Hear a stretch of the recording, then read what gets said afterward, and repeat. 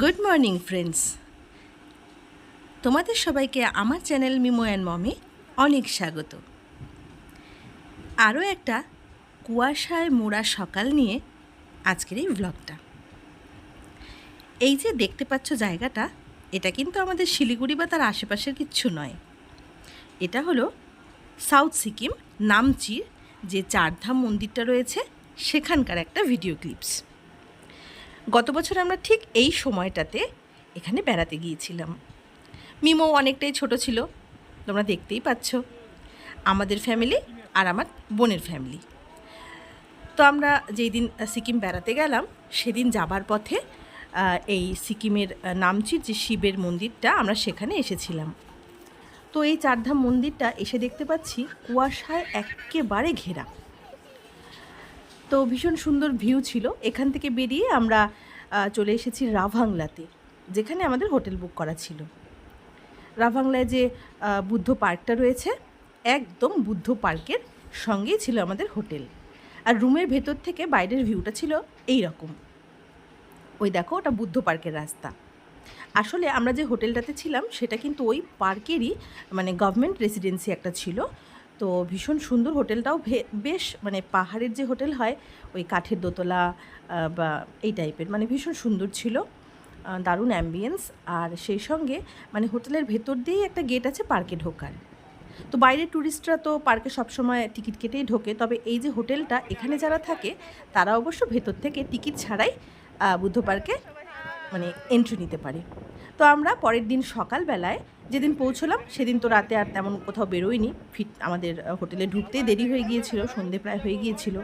আর কুয়াশায় মোড়া রাস্তা, ভীষণ সেফভাবে ড্রাইভিংও করতে হয়। মিমোর পাপাই গাড়ি নিয়ে গিয়েছিল, মানে আমরা নিজেদের গাড়িতেই গিয়েছিলাম।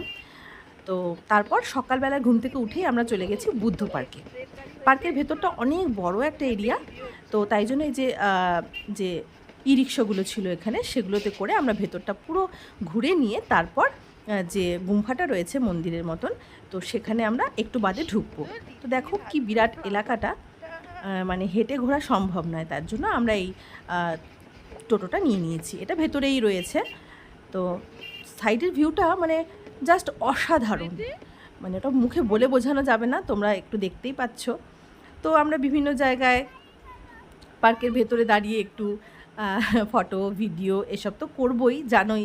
কারণ আমি ওই বুদ্ধ পার্ক থেকে আমরা এলাম, মানে সিকিম থেকে ঘুরে আসার পরেই কিন্তু আমি আমার চ্যানেলটা মানে ক্রিয়েট করেছিলাম। তো সেই সময় মনের মধ্যে একটা ছোটো ছোটো চিন্তা ছিল যে কিছু ভিডিও করে রাখি, যেগুলো আমার বন্ধুদের পরে আমি দেখাবো। তো সেই সময় নতুন চ্যানেল ক্রিয়েট করার জন্য সব কিছু আমি শেয়ার করতে পারিনি, মানে শিখতেও আমার সময় লেগেছে।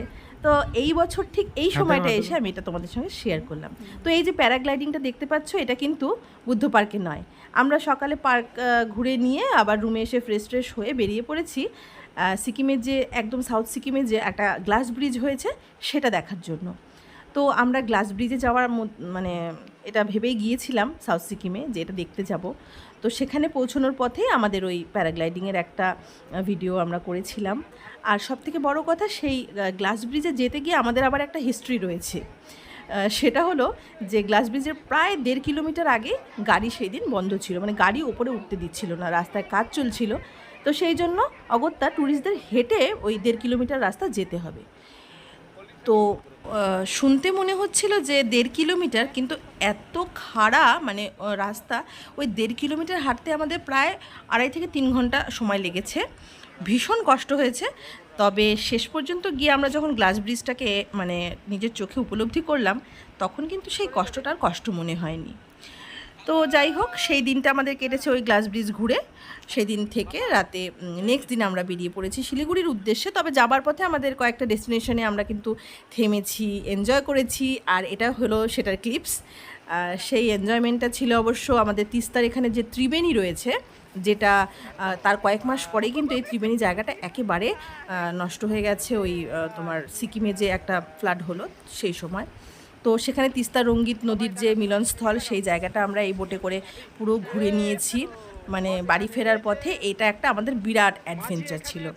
তো এই পুরো ট্রিপটা আমরা ভীষণ এনজয় করেছি। আরও ছোট ছোট বেশ কিছু ঘোড়া আমরা ঘুরেছি, যেগুলোর ভিডিও ক্লিপস এখন আমি পাচ্ছি না শেয়ার করার জন্য। তো তো যাই হোক, যতটুকু পেলাম তার মধ্যে এগুলো তোমরা দেখো, এনজয় করো। এই বছরও ইচ্ছে আছে, যেহেতু মিমোর স্কুলটা ছুটি পড়েছে, ভেবেছি যে আমরা ওই পাহাড়েই কোথাও একটা যাব, এখনও কিছু ঠিক হয়নি। তো দেখা যাক কোথায় যাই, নিশ্চয়ই তোমাদেরকেও সঙ্গে নিয়ে যাব, কারণ আমরা যারা রয়েছি তারা তো ওই আমাদের চোখের মধ্যে দিয়ে তোমাদেরকেও জায়গাগুলো দেখাবো। তো আজকের ব্লগটা কেমন লাগলো জানিও। বা